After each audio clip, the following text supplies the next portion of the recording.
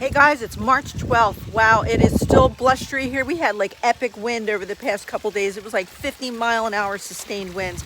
I thought things were going to blow down. I mean, our fence was making noises like I was so nervous I couldn't even sleep, hearing every noise in the house. It was craziness. But anyway, the weather's turning here a little bit today. It is very, very sunny. You can see all of the bulbs from Costco are blooming. I'm very excited. It's still a little chilly, it's a little breezy, but we are officially getting started. So I thought I would take you for a quick garden tour and just give you an idea of what's going to, like a recap of what it is that we're planning on doing, so that those of you who are new to the channel know what direction we're taking our channel in. We want you to know that we are posting a lot of products right now. Now, we're not going into the direction of consumerism, not by any means. However, as gardeners and project builders, we buy supplies. So what we're doing right now, since we are in a flurry of purchases, we are just sharing that information with you so that it makes sense that in case you have questions, there will be one central place for you to go to find what it is that we're buying, where we're buying it from, and whether or not we like it. So, I mean, it might be random to you that we're doing like bench reviews and trellis reviews and we're assembling things, but that's what we're doing, and many of you are as well. So we just thought we would share our experience and availabilities of things to you so that it'll be easier for you to get answers. So right now I'm bringing you back to see what's growing, and we're going to see what Farmer John is up to today, and I'm going to tell you what other projects are underway. So here's an example of what happened with the wind. It totally destroyed our berry barn. So our blackberries are starting to sprout. This thing just totally collapsed. So we are going, and this was a temporary structure that ended up holding up for a couple of years, but we're going to frame it out with wood and properly net it in and build a door. Over here, I have some different varieties. I think 3 varieties of red cabbage that actually survived winter, ice, snow, and they're starting to head. So there's a mild amount of pest pressure, but I think these red cabbages are actually going to produce something. You know, that was much to my surprise. This is our cornfield, which I normally have a big application of radishes going in, and I'll probably be doing that today over here, as well as a few other areas. And here is a lovely, I thought this was a rutabaga. I think it's a turnip. Look, through snow and ice and freezing temperatures, just incredible. And then over here, I have a bunch of beets. So hopefully we'll be getting some beets today as well. Well, not today, but soon. So, I mean, they're holding up really very nicely. See, this is what happens when you have attention deficit out the window. I left all my food out on the counter. I walked away from the middle of preparing that because I saw what was happening. I thought, let me go take a walk and bring my friends with me here. So, hey, Farmer John, how you doing? Hey guys. What's happening out here today? What are you up to? Well, we are finishing up these beds that we started, and just putting up what I guess would be a soil block, so that way the soil does not escape. If you take a look right behind you, you'll see that we have little boulders. Really don't work to block the soil and keep your gravel clean, and you can see that there's all kinds of different soil going into the rocks. Yeah, it does everything. leach out, and whereas over here we use the concrete blocks. Correct. The smaller, thinner concrete blocks, you guys, they were like $1 something at Lowe's, and they do hold in the soil much better, and it gives you the opportunity to fill these little cavities with soil so you can plant companion flowers in there. Like I always plant marigolds in there, or basil or something, and they stay separated from the beds. But they do, you can see how the soil wants to leach back because we are in a swale. So we will be fixing most of these end caps now that we have extra scrap material. And Farmer John has taken salvaged, reclaimed pavers that were in a dumpster. Yep. And we are using them as our ends now to timbers that we have had for years now, and we finally started these beds in the fall, but with the weather we were abruptly halted in completing that. Now, something I want to tell you about what the soil looks like. This paper here is coffee filters, and then we have eggs, and there's banana peels, and we are direct composting as well as using our Miracle Grow composter. So there's stuff breaking down in that composter, but now that we are direct composting until spring, we'll have a good amount of natural materials going in, breaking down, and hopefully some of that will be ready for spring, but we will also dig that down when we get our big delivery of soil, which will be coming within the next few weeks. So that's the addition of those 3 beds, which will now be dedicated to peppers, eggplants, and zucchini. We are rebuilding this area over here. This was never intended to be so messy. It all just got away from us. We will be covering these circles here, which is where our eggplants and zucchinis were, but everything would just go wild. We had water runoff problems we couldn't navigate through, which created a bug area. So versing this area here, you guys, this is all neat and orderly, and we're able to keep it nice, and everything has its place. Same thing here with our 5 Roma tomato circles. They were never intended to just be like out in the open like this. You can see here's one of the pitfalls of not having retaining walls around your beds, because you lose your soil. All the soil came out. So we will be building probably little square beds around these so that the Roma tomatoes can stay in there.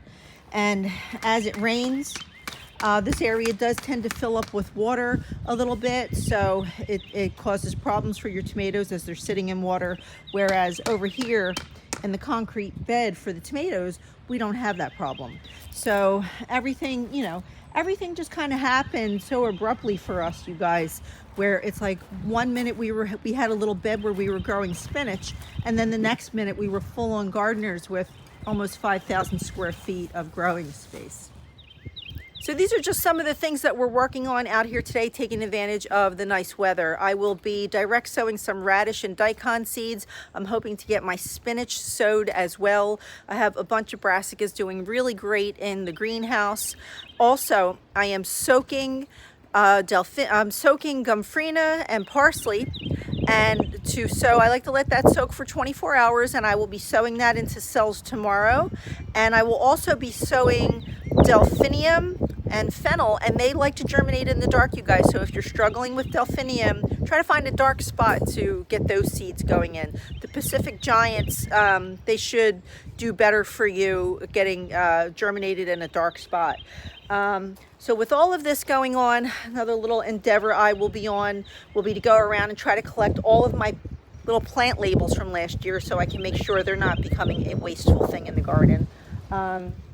And then we have to get it together, because it's time, you guys. It's time to get started. Wake up, wakey wakey, get yourself up, get yourself motivated, take a walk through your garden, figure out what the wind blew down, figure out what weeds are already starting to come up, look at areas that you've been dreaming of and what you're going to plant in it. I mean, we have so much construction material out here. So much is not done. So let me turn you around for a second and talk to you about something. Now, our little raised patio project is not complete. We had to finish it. We worked in this well into December while the weather permitted. So our backyard is not intended to just be a random space with unfinished products and projects and all of this pea gravel. The pea gravel is down for silage. It will be permanent walkways to some extent, but this is all planning to be developed. So you'll want to stay with us. We're going to be doing a DIY barbecue pit over here with a piece of granite for a little raised work surface. We will be planting beds all around this patio to soften it. We might be building an arch over these little steps here with some path lights that will go up. Again, all of this material in this bed here was reclaimed material, minus the bench, which we just built. If you haven't seen that, we can attach a link for that, as well as a product link. And we can attach a product link for these obelisks that we put in as well from Amazon. We'll have a link for you. I have sweet peas growing up there, and all of my hyacinths and delphiniums are planted in here, and they're starting to make an appearance. It's It's so crazy when I think how last year this garden here, these beds turned into these beautiful butterfly gardens and everything was so lush. And I look at it now and it's just, it's emptiness, and it you know, this I'm so happy that we planted the crocuses in here, because they just are giving me like the feeling of hope and inspiration and motivation to get started out here.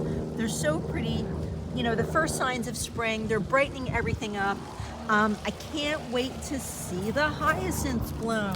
Now this guy here looks like it's going to be some beautiful rich shade of pink, and I forget the name of the bag here, but of hyacinths, what they were called, but they did indicate that they were like some kind of bright, really bright color. So I think they're going to be shades of pink and blue in there. And then we have lots of new flowers that we're going to be sowing in here. And look, you guys, these are my snapdragons.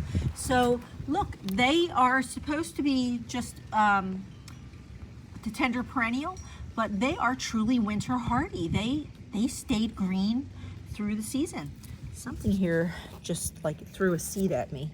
Well, I wonder what that was. Whatever it is, it wants to be a flower. Now, my hollyhocks are already showing signs of some rust, so I might want to rip these out because rust is really very contagious in the garden. So I don't know if the hollyhocks are going to live here, but I'll be sad because they're the black ones. I also, a few weeks ago, direct sowed some larkspur, some bachelor button, what else? Some salvia, some poppies. So there's all kinds of stuff that's going to be growing here. Not to mention that I had anemone, I had the liatris in here. These are the Costco tulip bulbs from last year that we planted, that we had blooms from last year. So I'm happy to see that they have made a return. So now it's almost time to reseal the greenhouse, give her a cleanup, try to caulk any areas where the silicone may have shrunk, and try to figure out where our weak spots are. I was considering maybe staining it, but I don't know if I feel like doing that. I want to let it gray, I think, and I'm just going to water seal it and get this ready to go. So that's another project as well.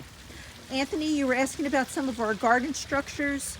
This is Lady Everly. We bought her at one of our local farm stands, and I don't know what vendor she's from, but she's got a lot of details. Anthony, this is resin. So, and she's holding up really well, but you can see she moves easy, so I don't just leave her hanging around out here in heavy wind. Now, I think she was $100 some because you were asking. This is King Noor. He is made from Massarellis, and this guy here took 2 people to lift. He's very heavy. He's not blowing down in the wind. We love this guy. So we will be adding more garden structures as well. And this guy over here is by Massarellis. We call him Pendragon, but he's really, I think, considered a crouching gnome. I don't know. Check out massarellis.com, and you can see crouching gargoyle, not gnome. He was $169.99. So Massarellis. There's the information for Massarellis, you guys, if you're looking to add some garden structures. And you can call to your local places, your big nurseries that sell statues and stuff, and you can ask them how much their price would be to get something like this in stock for you. We do shop from several different places. This one we got at Flags. No, let's see, did the ticket hold up? $329 for this guy. I think he was on sale when we bought him at the end of the year. I'm trying to remember. I think we got 20% off. So if you look for something like this at the end of the season, when the garden nurseries are trying to clear their inventory, you have a better chance of getting a sale. So that was just a quick update on this blustery day, you guys. I have to go in and finish my food, but I wanted to say hi to you guys. Farmer John wanted to say hi. We wanted to show you what we're up to. So we didn't want you to think that we just became a shopping channel because we've been posting items that we're working with. There are more items to come because we want to share with you what is making our lives easier. So please stay tuned. Please subscribe if you haven't already. If this video helped you or you just liked it, give us a thumbs up because it really does help our channel to grow so that we can bring you information, we can bring you experience, we can bring you motivation and inspiration so you can get your butts out and start gardening, you guys. Get your hands dirty. You won't regret it. So thanks for stopping in, everyone. We'll see you in the next video.